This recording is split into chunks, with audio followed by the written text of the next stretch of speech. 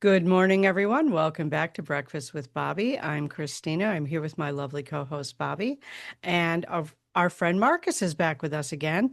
And we probably should have been recording like the last half hour of chatter because it was basically, what are we going to talk about?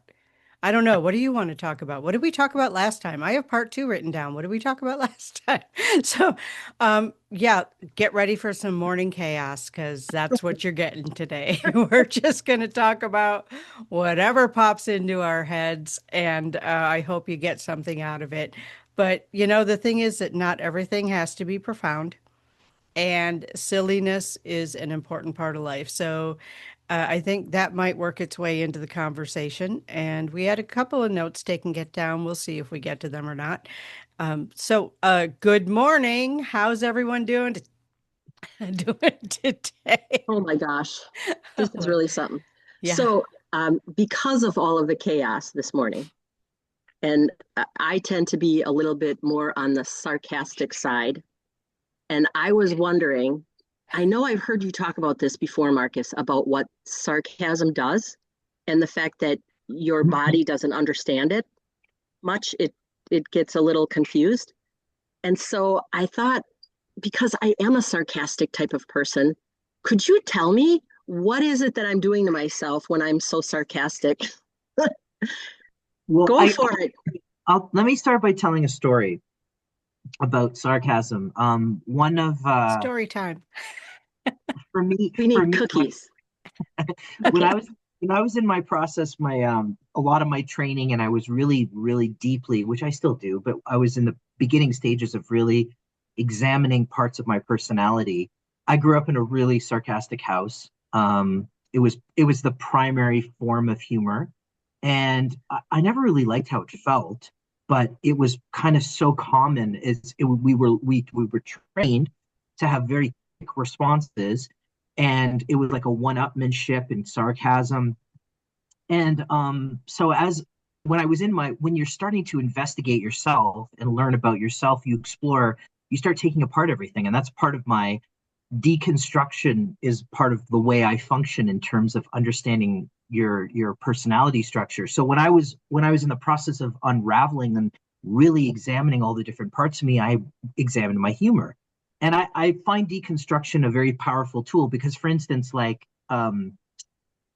was a mechanic who explained it to me. He's like, if you've never taken apart an engine, you don't know how all the different components of the engine work together. So you have a conceptual understanding of it, but when you take apart an entire car engine and then you get to see all the components and all the pieces, and then you put them back together, you attain a kind of intuitive understanding of how the components all work together. So in the deconstruction part of your consciousness, of your personality structure, to understand how you tick, one of the things I did was explore my humor. And since I came from a very sarcastic place, I started really going deep into what is sarcasm? How does it affect the being? What's the energetic impact? What's going on? So let's start by talking about like what it is. When we are sarcastic, the basic function, which is the major form of humor in the United States, it's a very huge form of Western humor, probably the most common. That and the glorification of idiocy is a very American humor. Like those two things are kind of, remember, I'm not from here, so I'm observing it from someone who's coming from a different culture and examining it. But I grew up in North America, in Canada, so we had some of that thing. So sarcasm, when you're sarcastic, a couple of things are happening. One, you're saying something that means one thing, so you're saying, but it actually means something else. So you might say, yeah, I'm really happy to be here. So your energy is speaking one thing, but your voice is speaking something different, right? So when you're speaking, you're always, when you're sarcastic, you're kind of in this place where you're creating a schism. And the funny part of it is that you don't mean what you say. So you're saying one thing, but you actually mean something else, or your energy is representing something else. Like, yeah, I'm so happy to be here, right? That's sarcastic, but that doesn't necessarily, your energy is saying something, but your words are saying something different. And so that's one thing in sarcasm. So there's a schism in what you're representing versus what you're saying. It doesn't match, right? So that's one thing. The second thing is the sarcasm is typically made up of two things. One, it's about taking something apart and diminishing something in order to oftentimes elevate. So a lot of people will diminish something or somebody in a destructive or a contractive way in order to feel elevated, right? So it's kind of a one-upmanship on some level too. So it's misrepresenting what you're actually saying versus your energy. It's often a contractive, destructive form of humor, which will often make someone feel bad in order to elevate something. The other component to sarcasm is wit. It's very quick, it's intelligent, and it's wit. So when I examine sarcasm, I'm like, what parts of this do I actually like? Why do I align to this form of humor? Because at the end of the day, it's not necessarily an expansive, creative form of humor. You're not creating, you're often taking something apart in a cruel, mean, or destructive way. You're not necessarily building. So I had to look at that and go, what part of sarcasm do I like, and what part of sarcasm do I not like? And so I had this friend in university. I went to visit her, and I come from a very sarcastic background, and that was my humor. So I would throw a sarcastic comment at her, waiting for the engagement, which was what I grew up with, that we would tit for tat back and forth. It was a whole kind of play, right? Not necessarily a very loving play, but it was a play. And she wouldn't play. So anytime I'd be sarcastic with her in expressing something, she would respond back with something. She wouldn't play, she wouldn't engage, she wouldn't fight, she wouldn't get into that adversarial relationship, tit for tat. And then I had the opportunity to feel what it felt like to be in the energy of sarcasm, and I didn't like it. I didn't like how it felt in my body. And so every time and in my head, I'm like, you're not playing the way you're supposed to be playing. Like I'm doing this, you're supposed to do that, but she didn't do that. But what she did unknowingly was give me the opportunity to examine how that destructive, sarcastic, and oftentimes it's fueled by a subtle form of anger that's underneath the consciousness, right? When somebody's sarcastic, there's a very low level or not low level form of anger that's present. So you have anger, you have a deconstruction in a not an expansive way, and you have a misrepresentation, and then there's wit. So when I started examining sarcasm, I'm like, what do I like about it? I like the intelligence, I like the wit, I like the quick conversation, but I don't necessarily like the taking apart or one-upmanship or the anger that's underneath of it.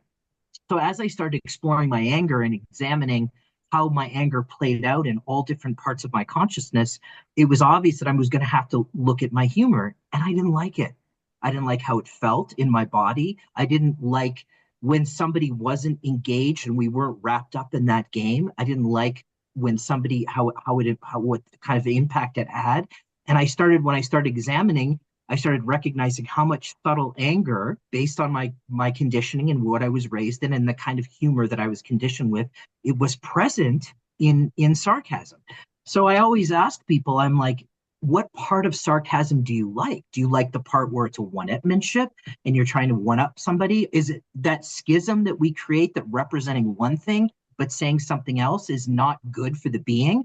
Because you're constantly out of integrity when you're doing that. You're saying it's this, but your energy is representing that. So that comes from that human experience of having a schism all the time where things are misrepresented and we're saying one thing and not. And then there's the whole idea of that what it does to a human being when you engage in a low level of anger, which is kind of an adversarial relationship with another human being. So I didn't feel it was expansive. Now, the wit part of it, the fun part of it, the quick part of it, the intelligent part of my life, I love that. I love that. And I recognize I liked the game of the intelligence, the fun, that whole wit thing. And I thought, could I have wit and intelligence without the deconstructive, contractive way of subtly going after somebody and doing that game in an adversarial way? And for me, the opposite of sarcasm is absurdity, because absurdity has intelligence, it's creative, it does not diminish, it does not attack, it's not adversarial. It's just so wacky and so absurd that you have to kind of expand your consciousness to a particular state where you can kind of take it in and live in this other alternate reality that you're creating. So it's very creative humor. So in the beginning, I had to stop. I stopped and I just observed what it felt like and what it was like when I wasn't sarcastic. And I'm going to tell you, I didn't think I'd ever be funny again because so much of my humor was wrapped around that when I took a step backwards and said, I'm not going to subtly use anger as a way to engage with people. I don't want to meet people in a contractive way. I don't want to take stuff apart, and I don't want to misrepresent what my energy speaks versus what my words are. Right. So that whole investigation had me re-examine my relationship with humor, that I didn't want it to be destructive. So in my experience personally, the feeling that I had when I was being sarcastic or I was engaging, and it escalates, by the way. It never really stays where it is. It escalates. It gets one-upmanship. There's anger involved. There's misrepresentation involved. There's a lack of integrity involved. So when I looked at all of that, I'm like, I don't want to participate in that. I don't want to participate in that with another human being. But can I still be funny? If that's how I view humor, and that was my whole experience, can I still be a funny person and not be destructive in the way I'm communicating or adversarial in my relationship with another human? So I didn't like how it felt. Those things were present for me, but I wanted the wit. I wanted that intelligence. I wanted that fun. So for me, the answer to that question was absurdity. And if you look at some of the best comics on the planet, who were on the planet, like Robin Williams, totally absurd, right? Um, you could see Jim Carrey has a little bit of sarcasm and stuff in it, but he also has absurdity. Some of the best comics on the planet tend to be elevating to a layer of things of being so absurd that's quick, it's intelligent. Have you ever watched Robin Williams on any kind of like variety show, or like, like Johnny Carson or one of those, like, those talk shows? He is so quick and so intelligent, and he's pulling so many things together to create this really absurd picture of what is, which is totally different than misrepresenting something or going after someone or deconstructing it with anger or with the intention of diminishing. So for me, sarcasm has all that in play. And I had chosen, after examining how it felt in my body, that I wasn't interested in feeling and experiencing it and engaging with another human being. But I still like the wit. I still like the intelligence of building and creating. So it naturally started gravitating to more of an absurd kind of creative humor that didn't diminish, didn't hurt, didn't misrepresent, didn't have anger involved, and wasn't destructive. So for me, that was my personal examination of the energy of sarcasm and how it affected me personally and how it affected others. And if you're coming from another country and you come into a sarcastic conversation, you don't know what's going on, Yeah. right? Like because it's not clear and it's not aligned. Your energy isn't matching your words, so it's training people to lie, to misrepresent. And it comes with the anger, the misrepresentation, the lack of alignment with energy and words. And unfortunately, that's a very human thing, and we display it in our humor. It's been examined that sarcasm was one of the lowest basis form of humors. Now, a lot of people wouldn't agree with that because they were raised in it, but if you look at the energy of it, it's not that expansive. So for me, I was like, I don't want to do that. So what would happen if I didn't? So I stopped, and it was hard. I'm not going to lie. I'd be in environments and I'd not say anything and catch myself. What was I going to say? What was the quib that was going to come out of my mouth? I had to examine that and ask myself, is that really how I want to create a connection with another human being? I didn't like it. And it is a habitual thing. I mean, it's a trained thing, right? Right. It's trained. Right. When you're used to doing it that way, and then you just, sometimes it just falls out and you're like, oh, I wish I could take that back. But I'll tell you one thing that did change when I started examining my anger and looking at the repressed anger that came from my conditioning in my past. I started recognizing how much anger was present in those engagements with another human being. And when you start processing that internal anger and you start examining it, when it's not present anymore, it doesn't motivate your humor in the same way. Right. So I have a lot of people who don't like this conversation and I think part of it is because they don't want to examine all the pieces and all the things that are contributing to what a sarcastic engagement in terms of humor is all the things that are present, right? So once I started taking it apart and recognizing I didn't like what I saw, then I had to kind of recalibrate and re-examine the way I wanted to engage with people. And I didn't feel funny for a very long time. It was Well, like it took about 3 or 4 months where I was really disciplined. I'm not going to use sarcasm. And I think it's a crutch to Hmm. intimacy. I think I a agree. deeper, if you would really allow yourself to be vulnerable and connected to a human being, sarcasm wouldn't come out. It's kind of a defensive thing that we do as human beings to kind of minimize the intimacy and connection and vulnerability we could have, because it's far more vulnerable to create an absurd reality and creative than it is to just go after something that and then take it down, right? mhm. So someone said, well, not all sarcasm is bad. I'm like, yeah, but the foundations of what it's built on, what it is, how it functions, what it does to you isn't expansive.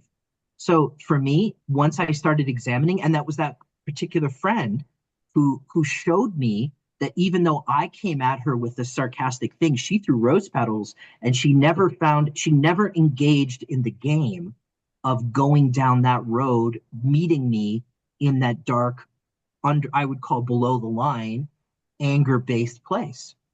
Now, again, if it just because it's habitual, just because it's funny, doesn't mean it's kind, doesn't mean it's Right. loving, doesn't mean it's expansive, right? And it is one of the most common forms of humor across the globe, but specifically in the West. Because I didn't experience different kinds of versions of this, but I mean, it's human because that anger fuels this adversarial relationship and this deconstruction, but not in a kind, loving, positive way, but in a more intense adversarial way. And I'm like thinking, is that how I want to engage with people? Is that how I want to meet somebody? Is that where I want to meet an individual? Is that my point in connection with somebody, is to go tit for tat for something? Yeah. So for It's me, actually destructive. Yeah. it's a destructive form of humor. Hmm. And when Yeah. you take, like, this is the thing. This is why when you start constructing your consciousness and you start looking at things, we have a story about what we think it is until we look at it and ask ourselves, is it really what we think it is? Is it really that? Or is it something else that we haven't examined? Which is why I always say never trust an unexamined thought, feeling, or experience, because not never blindly trust anything. You want to examine why and the basis and the undercurrent and what's going on and the dynamics and why you're conditioned that way in the first place. And when I looked like the fact that I was conditioned from a house that was angry, and this anger was filtering into the way we had humor, I asked myself, is that how I want to continue in my relationship with the human experience? And my answer was no. I didn't like how it felt. I didn't like what it did. And I certainly didn't like what it felt like when someone didn't participate with me. And I got to have a very clear indication of what it felt like in my body. And I Mm. was like, I don't want to do that anymore. Right. And like I said, it took a while. And I wasn't funny, or at least I didn't think I was funny until I had something else motivating my humor. And that, for me, the opposite of it is absurdity. Yeah, that makes sense. Now, again, One of my favorite new comedians is Josh Johnson, and look him up on TikTok. He always wears a hoodie and jeans, like a zip up hoodie and jeans, like that's his thing. But he is really good at absurdity as a form of humor. He really excels at it. yeah, like And observational humor, meaning yes, like comics who observe the ridiculousness of the human yes, condition and yeah, then kind of display how ridiculous we are as humans is far more funny than taking somebody down and being adversarial with subtle anger that's feeling into that. Like I said, I've had a lot of people disagree with me on this. They're like, well, you're getting weird. I'm like, well, I'm just telling you how the energy felt and the components that make it up. You get to decide if that's something that you still want to participate in. For me, it wasn't something I wanted to participate in. Well, the interesting part about all of this is that you were able to analyze what it felt like in your body to do it. Yeah. The other side of that is what does it feel like when someone does it to you? Exactly. And And or so in my particular case, when somebody didn't do it, then I was like, well, yeah, they're not playing the way that we all play. yeah, And again, then I got to taste what it was doing to me and what I was presenting. And I'm like, do I want to, is that the kind of invitation I want to make to somebody to engage with me? Yeah. So I have a philosophy that I want to meet people in expansiveness. I'm not interested in meeting people in a contractive, dark, unconscious place. I want to meet people in an expansive place. And people are like, oh, that's boring. All the humor goes away when we can't do that. I'm like, it's not that you can't be funny anymore. It's just that you're not destructive with your humor. Right. And like you said, how does it feel when someone does it to you? It's an assault. Yes. It's subtle, but it's an assault. You can feel it. And so I feel like if people, and I guess it's a bigger conversation in terms of like, if you can tune into how things feel, you ask yourself, do I really want to participate in ... whatever that is? Right. And I don't know, just because we've been conditioned, or it's the primary form of humor, doesn't necessarily mean it's healthy. Exactly. Well, like you said, it took you about 3 or 4 months of being unfunny and sitting there with yourself trying to analyze how you're going to respond to something, which is another whole consciousness level that you are, now you're actually trying to deliver something to someone in a more conscious way of being kind. And like you said, now you've moved over to absurdity, because the sarcasm for me is, like you said, it's really more of the wit and the quick and being able to engage with someone. But the other part of that is, what does that look like to that other person and to the people around that? What are they thinking? What does it feel like? Yeah. Mm-hmm. Well, think about it. Before we started the call, we were all yucking about and joking. There was not an ounce of sarcasm in our humor, and we were all laughing hysterically. Well, I Well, beg to we weren't. differ. You may not have been laughing, but me and Here we are. We were laughing. we were We laughing. But right. we gave Marcus a coffee cup and he's using it for paintbrushes. So my sarcasm was, I'm so glad we gave you that so you could store your paintbrushes in it. which is not just, it's not, I don't know if that's necessarily destructive. It's kind of absurd, right? Well, that's true. I don't Okay. I don't actually think that there was nothing destructive about that. I mean, you weren't accusing me. You were just making the absurdity of me taking a coffee cup and using it in that way, and you were thinking it's kind of ridiculous. But human beings are ridiculous. I mean, Very much. 80% of what we do, if you came from another planet Yeah. and observed the ridiculousness of the human condition, we're somewhere between insane, absurd, and completely nonsensical, because we're so driven by our conditioning and by our emotional body that's unchecked, right? So much of us, we're ridiculous, insane, absurd creatures. I mean, the human We condition. absolutely are. We absolutely are. You are correct. Yes. So, I mean, so if you can just look at the observational humors of looking at the absurdity of the human condition and saying, oh my God, not taking ourselves so seriously and seeing we are ridiculous in a sense, and that level of absurdity, which can be very creative energy. I malign more and more and more to that kind of humor because it's creative and because it feels good in the body, and it's inclusive. It's not pulling somebody or putting somebody down. It includes everybody. Everyone can add to that absurd story and take it to another level of consciousness. I mean, I always say that there's nothing so mundane that can't be absurd, and there's nothing so absurd that can't be mundane. And there's the spirituality of absurdity and the absurdity of spirituality. Yeah. We are crazy, crazy creatures. Well, I it mean, depends on who's looking at it also, and from what viewpoint you know, uh, We're nuts. We're just, as a yeah, species, we're nuts. We're yeah, just, we're the only species on the planet that destroys its own environment. I mean, right. is that isn't that not sad? crazy? That's Yeah. That that is actually crazy. that makes no sense. No, a fish would not destroy the ocean, but a human being, because of our capacity to alter our environment, which is a whole conversation on its own, we continually, in an insane way, destroy the very thing that's supporting our life and growth, right? Right. That's Agreed. that's insane.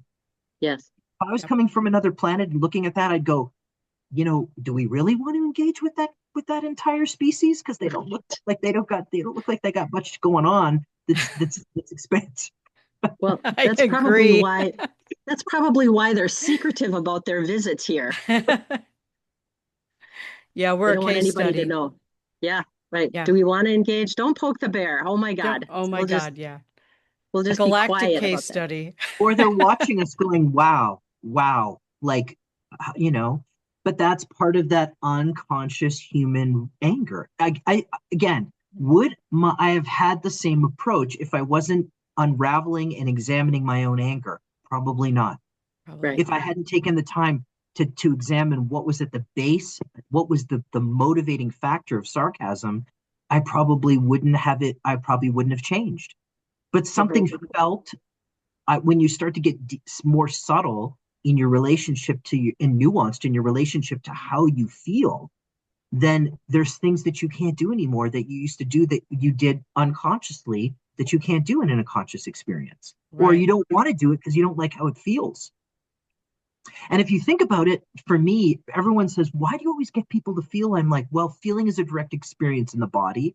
That direct experience in the body leads you to a deeper intuitive feeling. So the emotional body is the starting point access to be able to feel, which is giving you a direct experience. That direct experience gets more and more and more nuanced, which is intuition and the psychic experience. Some people like Christine, she has a siddha that is about this psychic thing, but the thing is every human being has the capacity to develop a level of that. It all starts with feeling. So when you start to Exactly. feel the impact of things that are being around you, you start to ask yourself, can I start still participate in that the same way now that I'm open to feeling what it feels like? I don't like how it feels. Why am I doing it?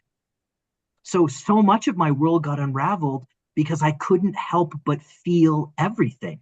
And because of the experience I had where when I came back from having a near death experience and coming back, my everything was elevated in terms of feeling. So I was feeling on a level that I couldn't shut off. So I now had to examine all the things I was doing and ask myself, can I start still participate in some of these personal behaviors? And what are the motivating factors underneath of it? So I didn't like it any more than anyone else did. I didn't want to examine it, but I didn't like how it felt. So at some point, I'm going to have to examine what am I supposed to do in my relationship to this thing. And just because it's conditioned doesn't mean it's healthy. Just because Right. it's habit doesn't mean I should continue to do it. Like I said, you got to, if when you start examining things, that's the danger and the beauty of going inside and start examining things and taking things apart. You may not like what you find, but I guarantee you it's going to change you in a way that elevates you because you're better off to have consciousness around it than no consciousness. That must have been really difficult for you. And just the fact that you were so young and on some level, you made some decision to either be part of it or not. And therein, It was an experiment. It was like, okay, let me see what it's like if I don't do it, and how do I like what it feels like, which is kind of the entire spiritual experience is an experiment, yeah, right? It's a human experiment. We're experimenting with relationships, like all relationships coming together with different people we experience with different behaviors. So I didn't. I'd like to say it was a choice, but it was almost a choiceless choice because it didn't feel good. And if I was going to continue to do that, then I had to accept that, and I didn't want to accept the contractive feeling in my body. So this is why when you start to feel, everything becomes available. You have to start examining what you're doing and asking yourself, is this still healthy? Was it ever healthy in the first place? Or was it just something that I'm used to and it was familiar and comfortable because it's part of my culture, it's part of my what I grew up with? But is it actually healthy for me and other individuals what I'm participating in? I have So to say, I'm just going to interject here that please. growing up in an angry environment too, sarcasm was a way of life. It almost felt like a survival mechanism, Mm. you got to say because you had those to things. protect yourself. You had to protect Yeah. yourself because someone Yeah, coming at you and you had to be quick, you had to have a comment, you had to be able to one up, or you had to at least meet that where it was as right. or else you were going to get emotionally annihilated. Right, Right. exactly.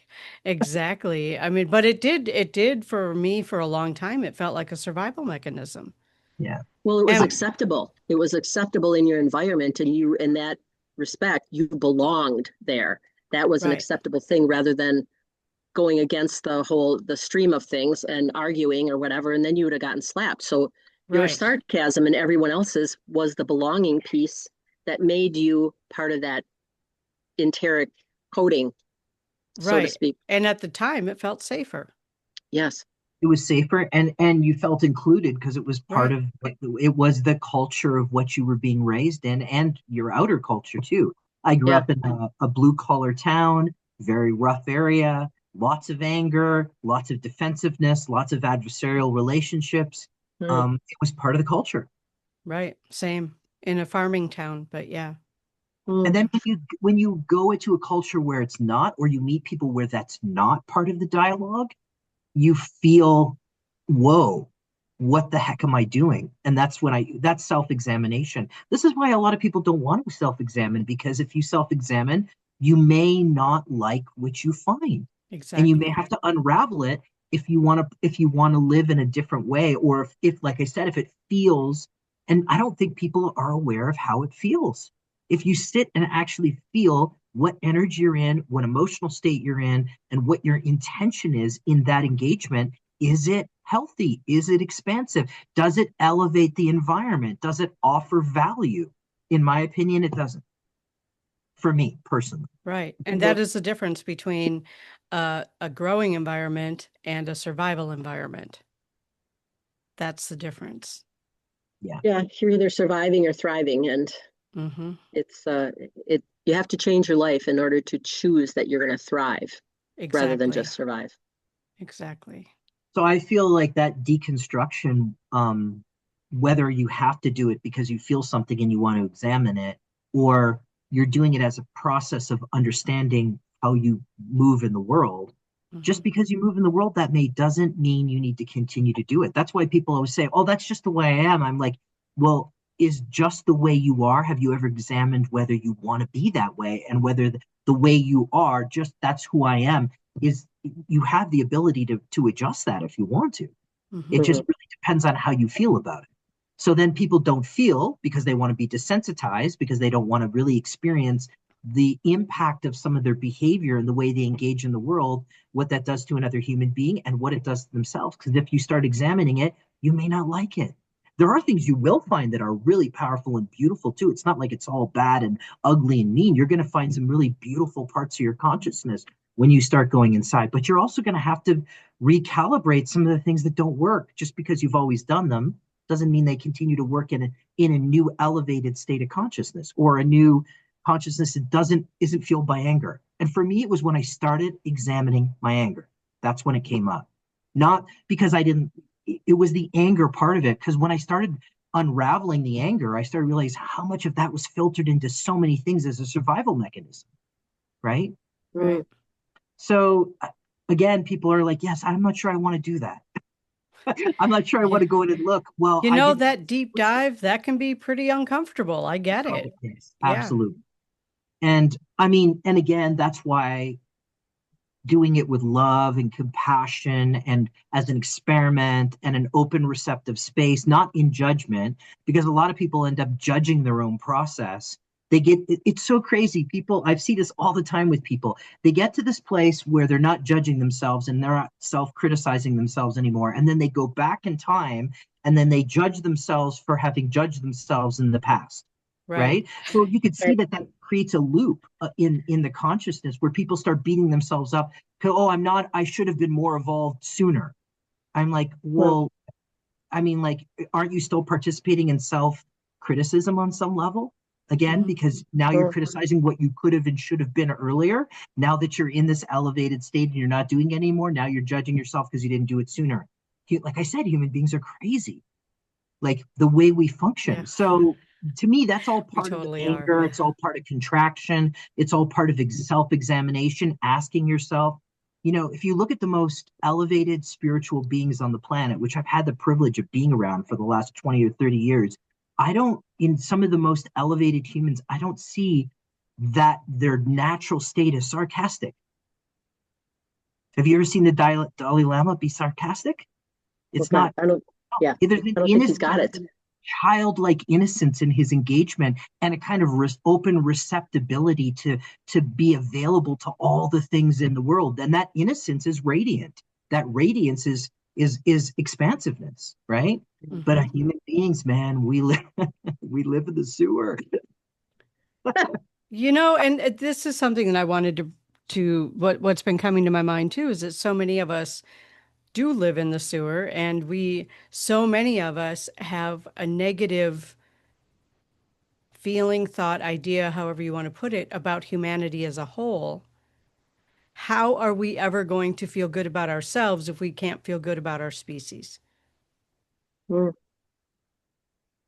I agree. I mean, it was one of my biggest things when I was 17 or 18 years old. I'm like, what, we're like a virus on this planet. Yeah, I mean, again, not to get deep, dark, and heavy, but it's like it was when I started examining what we're doing to the planet, which is just because we're so desensitized to how we feel. I really truly yeah, believe if you get deeply connected to how you feel, you won't do the same things you used to do. right. And we're bad to the planet and we're bad to each other. And so how can we feel good about it? And it's really just kind of an interesting thing. Like, I am part of humanity, but if I think humanity as a whole is a horrible thing, how am I going to feel good about me individually? You know what I'm It's saying? So so that's then, just something I've noticed over the years that, even the humor about, the aliens lock their doors when they fly by Earth. You know? well, I had a very powerful encounter with a being. I was going through this incredible spiritual experience. I was kind of out. I was kind of laid out because that in the beginning stages of my process, in order for me to receive transmissions and things, they had to take me out. They had to stop me because I didn't want to stop. So I would stop. I was now taken out. I was laying on the bed and I was having this kind of visitation from a being, and it was kind of a multi-dimensional being. And I said, I want to see you in the flesh. Can you please show up? I hear you. I see you. I'm seeing you in my third eye. I'm having this experience with you. I can feel you in my body. I want to see you. Will you physically manifest? And the being said, human beings have so much fear that there's no way that I could manifest physically, vibrationally in your space and not terrify you and most people who would meet me. Mhm. So because of that fear, and this is me in the space having communing with this being, and the being was like, you couldn't handle it. You couldn't handle it if I physically showed up in your space. Right now Yeah. in this moment, if I manifested in the room, you wouldn't be able to handle it. So as out of respect for the state of fear that you exist in as a human creature, I am not going to do that. That Right. blows me away. Wow. That And I makes was sense kind of, to me. and I kind of was like, huh, um, I'm in the middle of this hugely expansive experience of communing with this being, and there's still so much human fear present that I may or I may not be able to handle the engagement if we were to go deeper, and it would become like a visceral 3D experience. I couldn't handle it. That was very telling as to the level of fear that exists in a human being and how we unconsciously participate in that fear in everything in our lives. I have a question about that. Could it also involve human judgment? Because if it wasn't a beautiful creature, would there be judgment on, something that looked like Jabba the Hutt, but was all light and light, right? So we would have judgment about that based on Absolutely. how it would look. And is that fear or is that just judgment? Well, do we judge things that we're open and receptive to, or do we judge things that we're afraid of? Both. I think both, I yes. think that because judgment is pretty close to discernment. It's not exactly the same thing, but Yeah, it's more yeah, defensive, and it's discernment is more of kind of like what's appropriate and examining things. Judgment is more of a critical kind of assessment of what is, and it's I would say there's fear in it in yeah, judgment. I don't know anyone who's judging something without a level of fear. that's true. I agree. Yeah, For I me, think everything is Yeah. judgment and about fear. Am I going to survive? Am I not going to survive? Am I going to be okay? What does this look like? How are and people going to look at or me? something that's so different and weird and foreign, we don't Yeah, know what to do with it, so we're afraid of it. So the immediate thing is judgment, right? yeah.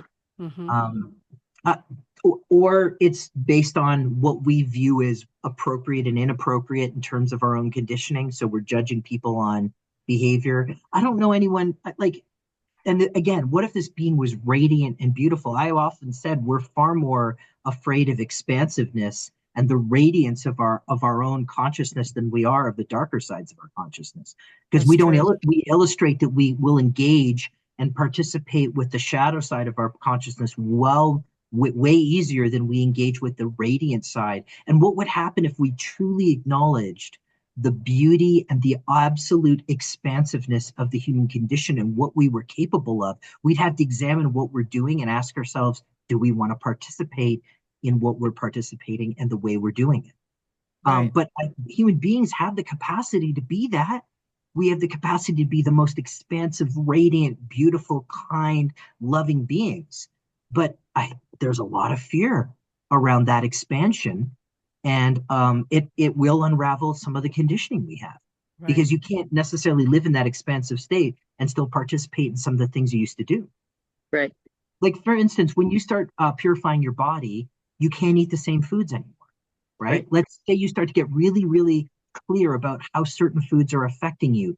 There's a whole bunch of stuff you wouldn't participate in, or you wouldn't have, or you can't have anymore because your body's in a purified state that can't take in chemicals, sugars, different things, right? So Hmm. in the purification process, things have to change. You will absolutely have to start to shift things. Now, it doesn't mean you can't do things in to be like in excess and do things in moderation. But even so, things, even doing things in moderation, are healthy. They're still not healthy. You're just doing them in moderation. Like, Right. alcohol's a poison. No matter how you look at it, it's a poison. I'm not saying you shouldn't drink or you should drink, but if you look at the essence of what it is and what it does to the body, it's poison, Yeah. right? White sugar, poison, right? It tastes good, but it's poison, what it does to the body. So when we start examining that, when we start, it's like when you start taking the lid off things and you're like, oh, I'm not sure I want to know all that stuff because now I have to change. And what does the ego want to do? The ego wants to regulate and keep everything the same. Right. The ego's job is to protect us, To protect right? us, keep Yeah. everything status quo. So when you start changing, you're messing with your own internal status quo and you're challenging that. That's not always comfortable. Right. And We to just have expand requires a huge level of personal responsibility. And I think that's what a lot of people are afraid of is that level of responsibility. I didn't like a lot of the things I found in my consciousness. I didn't I didn't, either. I didn't like it. I didn't like Yeah. what I saw. I didn't like what was unconsciously driving me. I didn't like some of the things that I considered normal that were unhealthy. And when you Hmm. start, when you take, when the veil comes off and you start looking at that, you're now forced to have to say, what am I going to do about it? Yeah. Because Right. you no longer can play dumb. You can no longer stay unconscious. And I think that's the unraveling thing that happens in an individual when you start going down the road of self-examination and you start opening up and you start becoming more consciousness. Everything, you have to re-examine everything and ask yourself, just because it's something I've always done, does it serve me? Does it serve the values I hold as a being? And do I want to participate in? Right. There's so, like, Is music yeah. was the same thing. There's so much music I couldn't listen to anymore because I don't want to listen to music with self-deprecating lyrics. I mean, how many times have I heard a tune and I'm like, oh, what a catchy tune. Oh my God, I hate those lyrics. I can't listen to those lyrics. And I mean, that's in every genre of music, by the way, not just in like one Right. genre of music. Right. Mm. Yeah. So, that unraveling means that you're going to have to re-examine your entire existence in some way. And whether you're forced to do that because you opened up or you do it as part of your self inquiry, you're going to find stuff. You're also going to find amazing things, but you're going to find Yes. things that you have to refine if you want to live in a particular state. I guess it depends on what your operating principles are. My operating principles are pretty simple. I mean, I always consider myself a very simple person. My wife thinks that's a funny thing when I say that, but I say I'm a simple guy because I have like very simple operating principles. Harm none, ahimsa, do my best to harm none, nobody intentionally or unintentionally, add value wherever I am through essence, through emotional, through energetics, through intelligence, add value, contribute to, and no self. Those are my three operating principles. They function, and if I function from that place, sarcasm doesn't fit in that. Right. Boy, this was an interesting road to go down, wasn't it? Quite an intense conversation. Yeah. So in the conversation here, what has come into my awareness is when you talk about anger and some of the other lower level emotions, you have to make a decision of whether or not you want to continue to do that. The same way you're doing it with your eating and being peer and all of that kind of stuff. What rang to me in all of this, listening to both of you talk, was about acceptance, your own self acceptance. Where do I belong? How do I get there? What do I have to do? And am I able to sustain my behavior in order to be there? Those are the things that came to me about all of that. And I think a lot of people don't want to change, or they see it and they think it's cool, but they're like, yeah, I'm not going to do that. It takes a lot of effort to continue to do that and to be able to sustain it, but it's ultimately a choice of where you want to be and how long you can continue to do that. And I think when people start to fall off the wagon and go back to their old behaviors, then they start to demean themselves and, that kind of stuff, or they just don't want to bother because they know they're going to fall off. They know they're going to fail. And rather than to continue to self-improve and to be part of something bigger than themselves, they just choose or don't think that they're worth it. That's what it came to me. That's just something inside of me. What are your thoughts on that?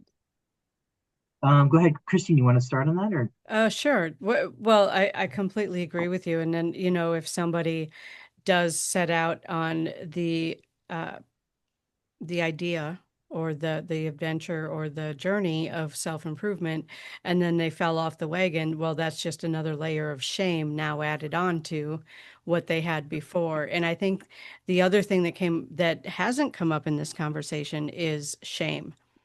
You Mm-hmm. know, um, guilt and embarrassment are two different things too, but they, like if I feel guilty about something, it's something I did. If I feel shame, it's because I'm ashamed of who I am. exactly? That's the difference. Mm-hmm. And I think that so many of us have just accepted shame as, uh, at some level, not necessarily consciously, but at some level, accepted shame as the status quo. Because again, how can you say I hate people and love myself because I am a people, right? It's kind of the same thing. It's individual, but it's also kind of species wide, Yeah, or at least in the collective for sure. right, or at least culturally wide, depending on whatever culture you're in. So I agree with everything you said, Bobby, because what this brings up is self-examination is a difficult thing to do, and it's because it's really difficult to get bare bones honest with ourselves. Yeah. It can be really difficult thing to do because you know what? Maybe I don't want to take responsibility for every single behavior or what has become a character flaw. And that's the other thing I was going to bring up too, by the way. So I don't even know if I'm making sense at this point. But what is now a character flaw for most people used to be a survival mechanism. It's just not working anymore. Yeah. Right. You know? Yeah, I love, no, I love what you said. Shame is, um, for me, it again, guilt is about anger. Two things. Shame and guilt have two things. One, it's a judgment. You Mhm. can't have Yes. guilt or shame without some kind of judgment. Right? Right. So you make a moral judgment based on what I'm doing is wrong. That's guilt. Guilt is action based, like Christina said. Guilt is all action based. Shame is I am wrong, which requires judgment and then a projection of anger itself. So Yes. when you think of what shame is, it's first judgment and then anger projected itself because you are wrong, which is in complete opposition to the truth that how can you as a being in your essence be wrong? Right. Right? That Exactly. means like your survival is wrong. Who you are is wrong. What you are is wrong. And if you're making that kind of like, I am wrong, I am includes all parts of your being. Right. That includes the highest levels, the highest inherent parts of your consciousness. That includes all your personality structure. So when we do that, that is one of the highest forms of self-abuse is to say, I am wrong. And it goes against the essence that you're a radiant being of love. Right. Because it's saying my essence is wrong. My My essence is wrong. existence is wrong. Yeah, exactly. My Yeah. existence is wrong. That's shame. Who I am is wrong. And if you Yeah. think about that, that is the most destructive human engagement that we can have. And it's fueled, there's also anger in there, Hmm. right? Because you have to be angry itself. And then you project that anger itself. You either project that anger itself because you did something that was off, or you made a judgment about that, or you project anger itself because you who you are is wrong. And in some cases, people have both going on. They feel they're wrong and they feel everything they're doing is wrong. And if you Right. think about that, how do you grow if you're in the process of knocking yourself down in the process of doing that? How is it that you can look at yourself and say, I'm this beautiful, radiant being of love, and I have this potential of this amazing spiritual involvement, and then say I'm wrong? See, Right. they don't go, they're, that's a schism that we're Well, and, creating. and for a lot of us, it's how we were raised. So we believe it because we've been in one way or another, it's been indicated to us that you're wrong. You're just there's something about you that is just wrong, and so many people are raised with that that even to reach, it's almost like reaching for the idea of I'm a radiant being is so far removed from what they're feeling that there needs to be steps in between to be able to get there. It's like that's too big of a leap. And the thing about shame is that it lives in the shadows. It So the more does. secretive and dark, Hmm. more shame breeds. In fact, when I work with people who is shame, I 60% of shame, the energy of shame, is diminished just in the sharing of your shame. Right. Right. So for a lot of people, when I'm working, well, which is what confession was supposed to be, by the way, Yeah. right?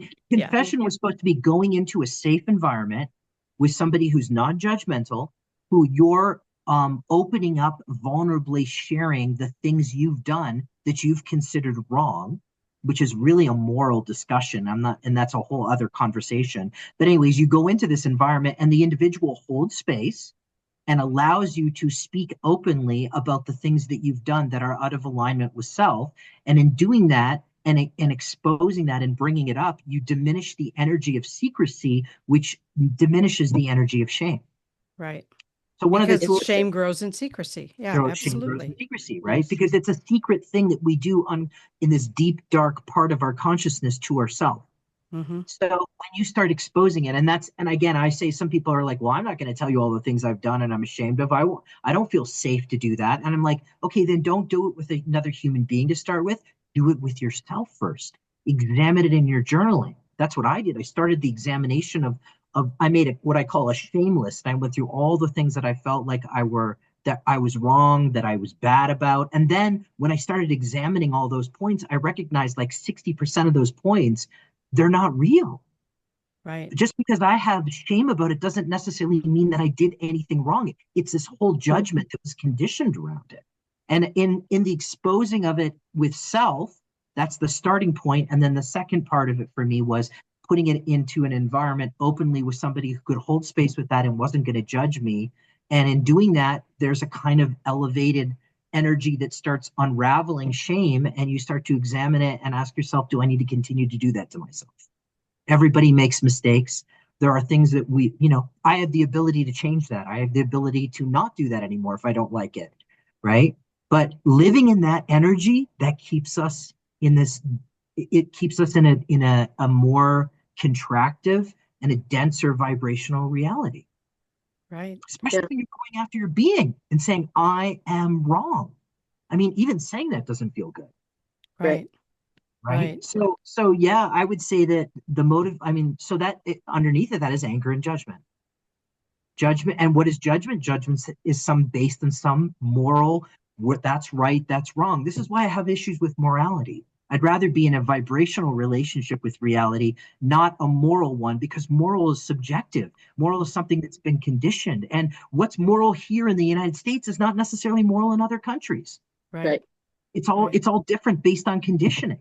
I'd rather be in vibration and what it feels like in my body. And if it feels a certain way and I don't like what it feels like, what do I need to do to change it so it doesn't feel like that anymore?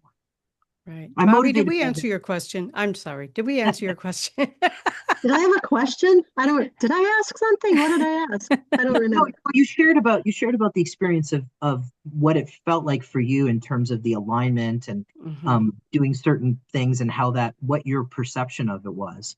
All I'm saying is that if you go back to how you feel, and it's a vibrational reality, not a moral one. I always say I'm not a moral being, I'm a vibrational being. Because everything for me is filtered in how I feel. If it feels expansive, I align to it. If it feels contractive, I'm repelled by it. It doesn't mean because I'm repelled by something that it's wrong. Like I'm not particularly fond of thrash metal music. It doesn't mean it's wrong. It just means I don't align to it. So I Right. can allow somebody else to enjoy it. I just don't necessarily participate in it because it doesn't feel good to me. So I don't have to make it wrong in order for me to not participate in it either. Right. Mhm. So for me, it's not about more. The moral reality is conditioned. The vibrational thing is a feeling. So if you tune into how you feel, you may change your behavior, not based on morals, not based on conditioning, not based on subjectiveness, but based on how it feels in your body.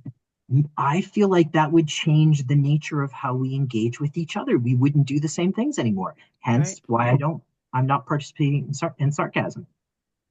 I mean, that's one of the reasons for Yeah. that whole thing. When we really start digging in, it comes down to it does not feel expansive in my body, period. Right. I Yeah. agree. I agree. I agree with you on the bottom, the bottom emotion of all of that is anger. And once you start picking at someone in terms of being sarcastic, it just catapults itself and it spins up.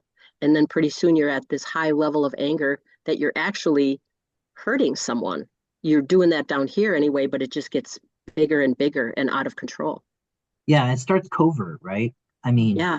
and then it can become very obvious and overt. Absolutely. Now, Mhm. someone said to me, "Well, you're telling me anger's wrong." I'm like, "No, I'm saying there's a healthy way to engage with anger, and there's an unhealthy way to engage with anger. Anger is about changing your environment. When you're angry about something, something doesn't feel safe, and or it doesn't feel like it's aligned, or someone's misacted against you, and you're trying to change the environment. So there's a healthy way to engage with it. And someone said, "Well, I can eliminate all anger in my spiritual process." I'm like, absolutely not. It's part of your emotional structure. All human beings experience anger. The question is, what do you do with it? You can Right. turn anger into passion. You can turn anger into action, affirmative action. You can turn anger into questioning something that doesn't feel right, right? But you could have a healthy relationship with it. When it's fueled with judgment and it's projected itself in an unconscious way, it's certainly not elevating you as a being. Right. Mhm. And one of those things that hurts both the sender and the receiver. Right. And you Yeah. you are right. Many people live in an unconscious state of shame that they're Hmm. not even aware of, that they're Right. doing to themselves, and then that judgment is morally projected on people around them. Right. So That, I feel yeah. again, this is that unraveling and investigation. When you start opening up the curtain and you start seeing what's behind the curtain, you're going to find everything. You may not like some of it, you may like it, but here's my thing: is I can change it. Right. It's when you A lot of people believe they can't change, and that is entirely not true. Your body regenerates every 7 years, completely physically regenerates. So anything that we keep going on, how much of that is habit? How much of that is attachment, right? Our consciousness is neural networks, which can be reprogrammed. You can reprogram different pathways in the brain if you really take the time to do it. I did. I spent many years doing it, I and it did changed too. the way I think. Yeah. After And having a what they call a mini stroke or TIA, I taught myself to feel the neural network in my brain.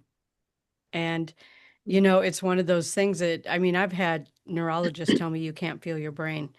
I beg to differ. I can feel the synapses in my brain, and I can teach myself to create new ones just by repetition, because that's all it takes is repetition. So that's how you what would are do we this in the repeating? first place. What You are can we do repeating? right. That's What are where you that's repeating? where it takes our lives. What am I repeating? I had to learn a lot of new stuff after that. I had to learn how to put words together again. I had to learn how to even read correctly again because it kind of triggered a sort of a, um, I know this word, when the letters get jumbled and you can't see it correctly. This is Dyslexia. Dyslexic. dyslexic. Yeah, this is what the stroke did to my brain. I can't always think of the right word. But I taught myself how to go around the spots in my brain that were affected by the stroke, right? So I taught myself how to learn new things. And it really is just repetition. Once you figure out how to create that neural connection, it's just repetition.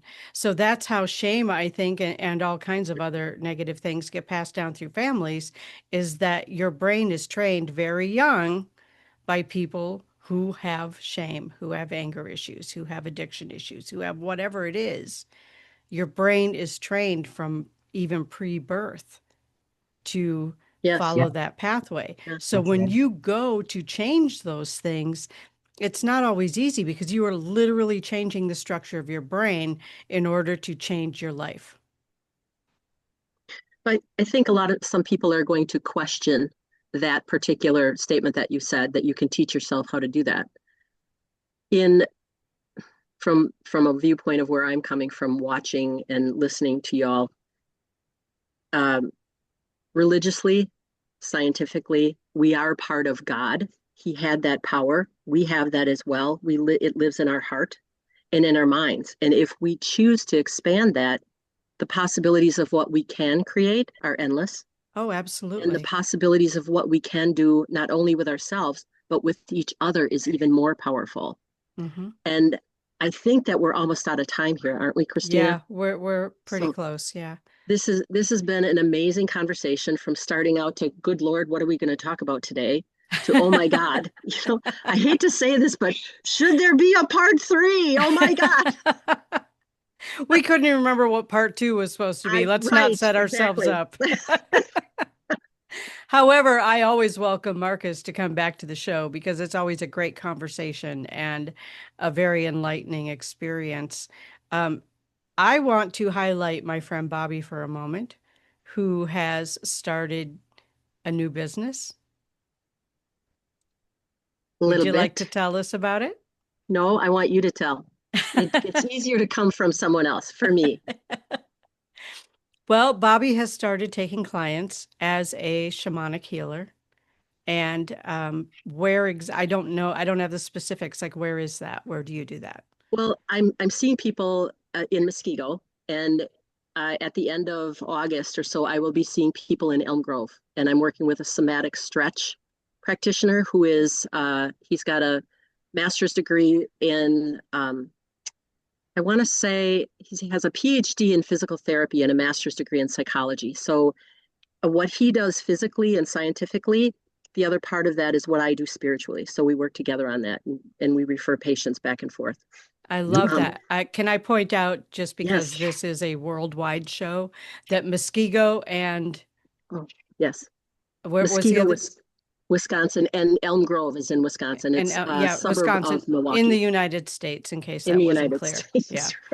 Right. I have to remember that.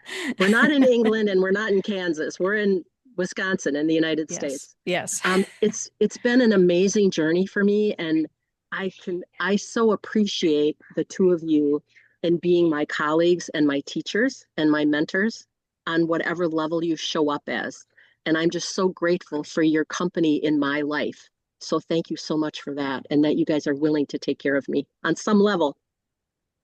The process of being part of someone's journey is quite a privilege. It And is. if I stop seeing it as a privilege, I shouldn't be doing it anymore. Exactly. Because to allow for someone to allow you into their world as to assist, as guidance, or to participate in supporting that, that's a hugely vulnerable and beautiful offering. And I mean, as long as I don't take I don't take that lightly. To me, that's an honor. Same. So it's a privilege and an honor. And as you continue to participate in your new business and you keep working with people, as you know what it feels like to how humbled you are when somebody allows you in to help them assist them through what they're going through. And I don't want to ever take that for granted, nor do I ever want to see that as anything but a privilege and an honor. And my job is to assist as a guide to help elevate that individual in their journey. So, it was done for me with my teachers and still is for my mentors and teachers. And so for me, it is a sacred thing. And I think if we stop seeing it as sacred, then we lose the reason why we're doing it in the first place. I I agree. 100% agree. Yeah. Yeah. So, I think Bobby, how can people make an appointment with you? they can contact me either on Facebook or they can email me at klebanob@yahoo.com, or they can use my phone number, 262-305-2118. And I wanted to thank you both for coming today and just sharing all of this. And it is such a privilege to be with you. And Likewise. my journey as a shamanic practitioner is in large part because of your participation in my life. So thank you both for that. Thank you. Thank Markus, you. how can people get a hold of you? You can go marcuscastage.com. You can connect on my website, and there's contact information on how to get a hold of me, sessions, remote, in person. I do come back and forth to Wisconsin. I'm coming back in September to the area. Otherwise, I'm located in Sedona, and I do in-person sessions here, but typically a lot of people connect with me online too. So there's that, and there's of course I have my membership site, the Relationship Academy, which has at this point thousands of pieces of content, which is all the stuff that we record everywhere that we just kind of put in a resource area for people to access. So we're not always available on call all the time. People can access some of that content and learning. But yeah, it's like I said, the it was a happening and an organic process of how it unravels for all of us in the journey. So this is kind of the outcome of 20 or 30 years of investigation of what I did. Some people are like, oh, I do it as a hobby. Yeah, this is my full-time job. It's my full-time Right. thing. Mine too. Yes. So I couldn't think of doing anything else at this point. Let's be clear. I don't Oh, think I'm right. anything else at this point. Yeah. I have What tried else so do we many know other how to do? things. Yeah. I have tried to do so many other things. One of these days, I'm actually just going to put it into a book or at least make a list of all the different jobs I had, trying to figure out who I was and what I was doing. So I It's a would calling. also, pardon me? It's a calling. It is a Yes. calling. It absolutely is a calling.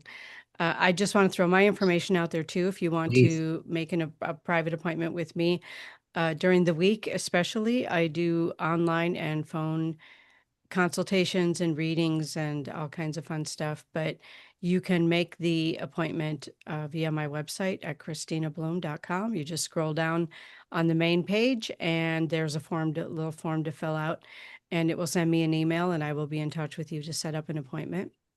I do it that way because I don't have a regular schedule. I have tried doing office hours and it just doesn't work because I am always like, okay, well, these are my office hours.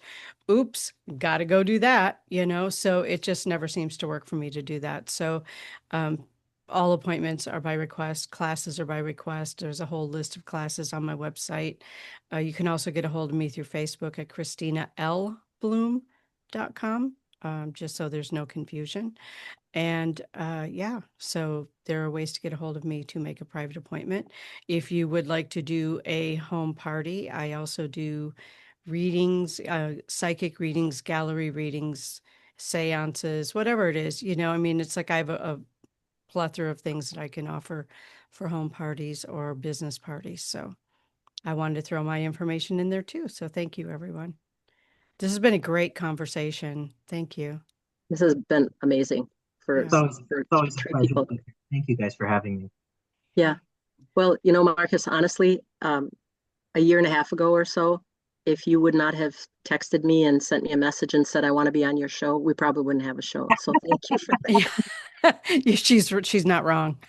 I'm serious. It was like, Yeah. oh, darn, now I have to do it. Holy cow. When here we Yep. are a year and a half later. I was trying to remember the circumstances around that. I think I saw the show or I mean, usually it's a feeling for me. I don't do really anything I don't feel aligned to. If I reach out to something or do something, it's because I feel it internally and I'm responding to a feeling that's happening inside. And I'm trying to explore what that is because we don't always know. So the outcome could have been something different, but I was following something that was inside of me feeling. And if we live that way, if that's how we Mm. function and engage, it may be a very different experience than what we think or what we think we're supposed to be doing. If we just connect to what we're feeling and line that way, Right. the game changes. So that's how I got on how I even reached out was because it was a feeling. If it wasn't a feeling, if it didn't Wow. wasn't stirring inside of me, I wouldn't have done it. I love that. So here we Absolutely are love that. sitting here feeling. Yeah. Connecting, And So feeling sharing. like we are connect way over an hour at way this out of point. time. So hit the subscribe button, hit the notification button, keep up with us, and tell your friends. And thank you all for coming today. Thanks a lot, you And guys. if you want a mug, let one of Oh us know. gosh, we only have a few more left. Just saying. Yeah. I only have two left, so if you want one, let me know. Yeah, You can even put your paintbrushes in it. We won't judge. yeah. Whatever. Speaking Thank of you all. sarcasm, Right. Well, that came full circle. Love you all. love Take care. y'all. All right. Talk soon. Have a great Bye week, bye. everyone. Bye bye.